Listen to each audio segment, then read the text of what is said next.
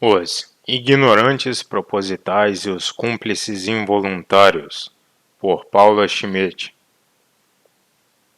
Uma foto tirada por Sérgio Lima, do Poder 360, ilustra a tragédia intelectual e moral em que nos afundamos. Nela, o presidente da República, homem que tem o poder de decidir o destino de 200 milhões de pessoas, desprezava uma pandemia que já matava milhares no mundo, como se o vírus fosse um inimigo ideológico.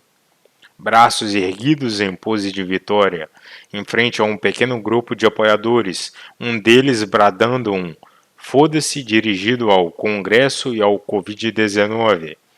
Mas, para quem sabe ler e estava bem informado, o vitupério atingia exatamente o público que Bolsonaro finge defender, o povo que o apoia. Àquela altura, o mundo inteiro sabia que estar em aglomerações aumenta a possibilidade de contágio. As pessoas que, eventualmente, se contaminaram em proximidade com outros contaminados, portanto, não foram vítimas de uma bala perdida. Aquela bala foi mirada e acertou em cheio. Claro que haverá aqueles que questionam a sanidade do presidente ou a sua capacidade intelectual, talvez até como tentativas desesperadas de atenuar um ato de irresponsabilidade possivelmente criminosa. Mas Bolsonaro não é retardado e ele está rodeado de pessoas que sabem mais que ele. Era esse, aliás, o seu trunfo: saber que pouco sabe e ter a humildade de delegar decisões a quem sabe bastante. Os postos Ipirangas, que garantiriam um governo técnico e competente, mas na hora mais necessária, diante de uma das maiores crises pelas quais o mundo já passou, Bolsonaro se apropriou do seu poder e fez com ele o que havia de pior. A verdade é que é praticamente impossível que o presidente não soubesse o que estava acontecendo no resto do mundo. As milhares de mortes, a progressão geométrica do contágio, o fechamento de fronteiras, a lotação dos hospitais e a luta pela contenção. Bolsonaro tem um gabinete designado especialmente para lhe informar. Ele tem acesso a médicos sérios que podem lhe dar explicações confiáveis sobre o vírus. Ele conhece matemáticos que podem lhe esclarecer o que é crescimento exponencial. Ele almoça com militares que monitoram movimentos urbanos e fronteiras e podem verificar os efeitos da pandemia. Tudo isso o presidente tinha a seu dispor. O que Bolsonaro provavelmente não teve foi o imperativo moral de fazer o que sabia ser o melhor para o seu país. E a explicação que me parece mais plausível é a de que, sabendo que não consegue melhorar o país que encontrou, Bolsonaro quer colocar uma bomba no quartel.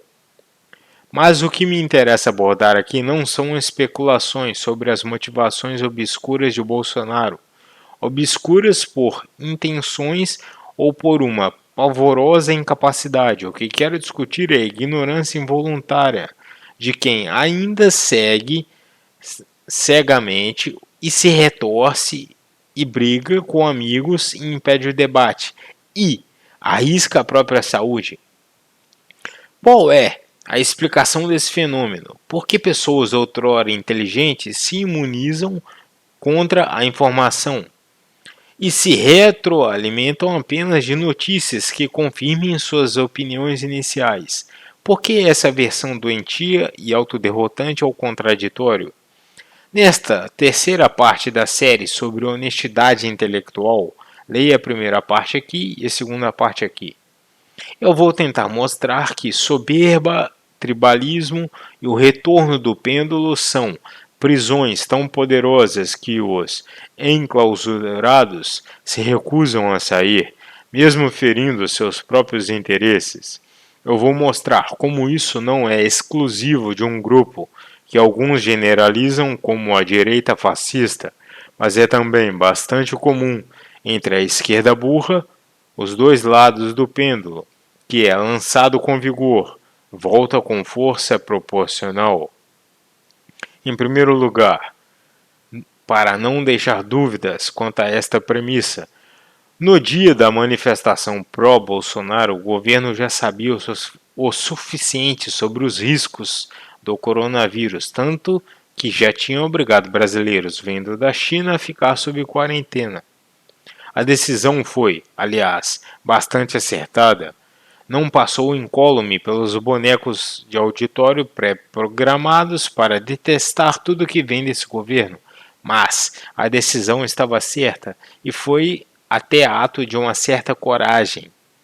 Como então entender o descaso apresentado por Bolsonaro quando ele mesmo veio de alguns dos presentes já eram suspeitos de estarem contaminados do vírus? A pergunta mais premente, no entanto, é: como milhares de pessoas que sabem ler e escrever conseguiram se privar de toda a informação sobre os riscos de contágio, que já era farta, corroborada e aceita ao redor do mundo, e chegaram a ponto de levar os próprios filhos para a manifestação? Uma mensagem que recebi em diferentes grupos no WhatsApp ajuda a elucidar o fenômeno. Ela mostrava o vídeo de um médico, logo acima de palavras escritas, supostamente por quem o enviava. Abre aspas. O único que vi e ouvi falar a verdade. Fecha aspas. É isso mesmo, o único. O vídeo não me foi enviado por um só médico, mas todos os não médicos repassaram a mensagem com aquele selo de garantia. Selo emitido por quem? Não importa. Quem fala é relevante.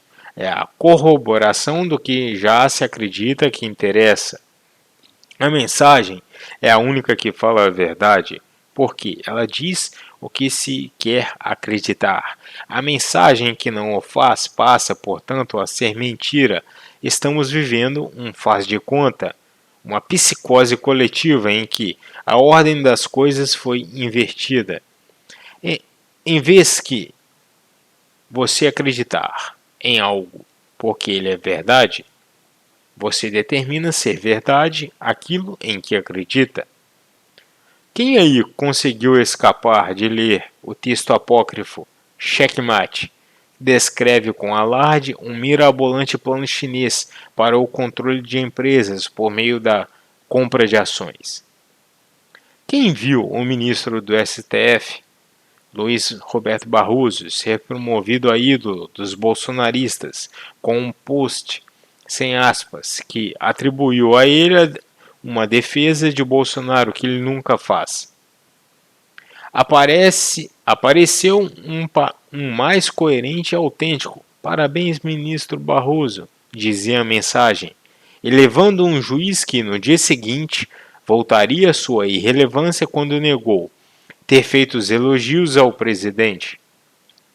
Mais uma vez, a ordem se inverte. O ministro só seria coerente e autêntico se estivesse elogiando o presidente.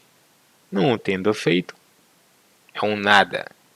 Mas, se tudo isso ainda merece uma interpretação mais caridosa, por vir de pessoas supostamente mais senis, tios do Zap, que não leem livros nem jornais, e que não entendem que um blog sem nome, sem anunciantes e sem reputação não tem nada a perder mentindo, como explicar um filme que concorreu ao Oscar na categoria documentário, cuja diretora se diz no direito moral, senhores, de mentir para a sua audiência e enganar até aqueles com quem ela trabalha? Por que os tios do Zap são alvos de chacota e desprezo e essa mulher bem vestida, de família rica, educada, possivelmente poliglota, pode passar ilesa pelo mesmo crivo da verdade que exigimos de idosos com mais esperança que razão? O caso do filme, de Petra Costa, é um insulto a qualquer pessoa que preze a verdade, ou que preze, no mínimo, a honestidade. Logo no começo, uma cena mostra uma foto do arquivo com os dois corpos dirigentes do PCdoB.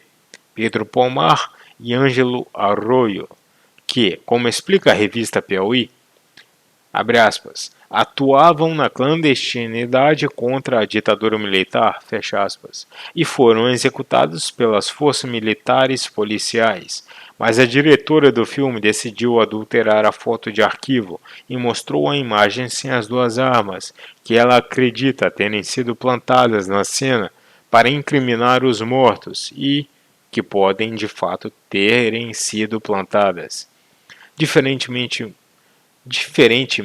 os documentários mais honestos, como o especial da Netflix sobre o planeta Terra One Strange Rock, Petra não achou que seu público merecesse a consideração de ser informado sobre a adulteração da imagem original. Para adicionar insulto ou desrespeito, ela explica a Piauí que seu silêncio sobre a falsificação foi proposital. Eu estava esperando que alguém do público notasse, diz ela. Será? Uma pessoa que assistiu e não se alertou para a falsificação foi o próprio neto do dirigente comunista morto, o jornalista Pedro Estevam da Rocha Pomar. Ele também não concorda com a decisão da diretora. Abre aspas. Tenho certeza de que ela fez isso com as melhores das intenções, de boa fé. Ainda assim acho um erro. Não há porquê. Devia ter mantido a foto como ela é.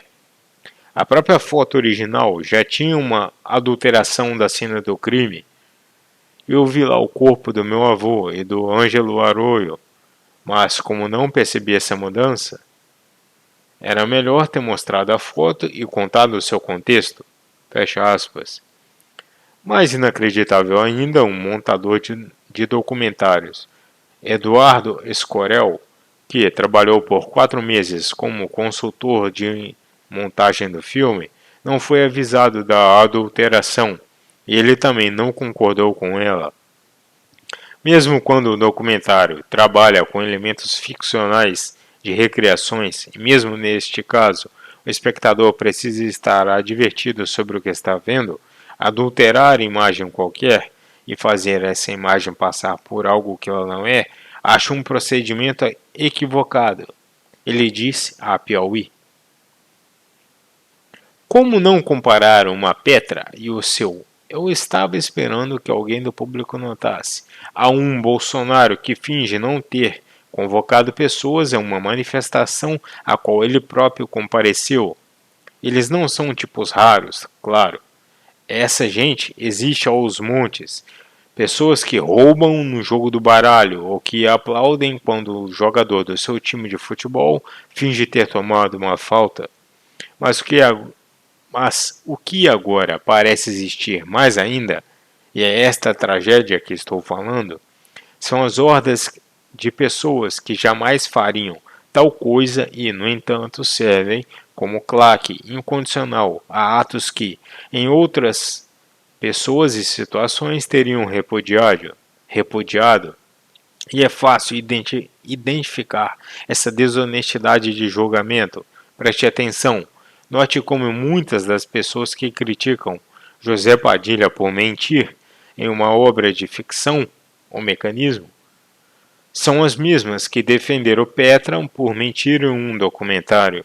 Essas hordas, esses cúmplices de atos que eles próprios não cometeriam, são instrumentais na criação de um mundo pior, porque eles se eximem de fazer o que amigos de fato fazem, dar um feedback honesto. Um Bolsonaro não é megalomaníaco à toa. E não acreditar ter sido ungido sem que existam fiéis em número e fervor suficiente. Um Lula não comete crimes com tanta empáfia, sem contar com o silêncio conivente e a veneração daqueles que confundem apoio com reverência, suporte com adoração. Temos os ídolos que merecemos, porque os tornamos ídolos. Faz tempo que digo uma frase que cai bem em repetir aqui. Mostre-me alguém que concorda 100% com outra pessoa e eu lhe mostrarei um idiota. A concordância total é uma impossibilidade estatística e a ausência de discernimento em se criticar o errado e aplaudir o correto está fazendo de líderes políticos verdadeiros monstros, sociopatas incapazes de acreditar que erraram. Nesta quarta-feira, 17 de março de 2020, eu fiz um tweet elogiando a medida do governo de expandir o Bolsa Família para autônomos que vão perder toda a renda durante a crise do coronavírus. Fiz isso porque eu gosto do Bolsonaro? Não. Fiz porque eu gosto dos ambulantes. A recusa em dar um feedback honesto não é apenas prejudicial a quem dele é poupado. A ausência de feedback honesto é sincero, é absurda porque abre mão de dois instrumentos fundamentais que nós, o público, possuímos para influenciar a condução de um governo. Críticas e elogios. Pergunte a qualquer pai e mãe o poder dessas ferramentas. É assim que se educam crianças, é assim que se administram empresas, e é assim que, criticando quem se ama e elogiando quem se detesta, que vamos ajustar uma sociedade aos valores que de fato defendemos. Uma vez, numa redação de um jornal de São Paulo, um editor veio à minha mesa falar comigo. Assim que ele abriu um sorriso, lá estava, cobrindo um dente inteiro, um pedaço de alface. Eu perguntei, jornalista e investigativamente, se ele tinha acabado de vir do almoço. Almocei faz tempo, ele disse. Então, eu concluí que aquele cara provavelmente não tinha amigos na redação. Bolsonaro está com uma horta inteira na cara e pode cair em breve. Será difícil apontar uma única razão, mas uma delas vai ser porque quem o venera não está sendo seu amigo.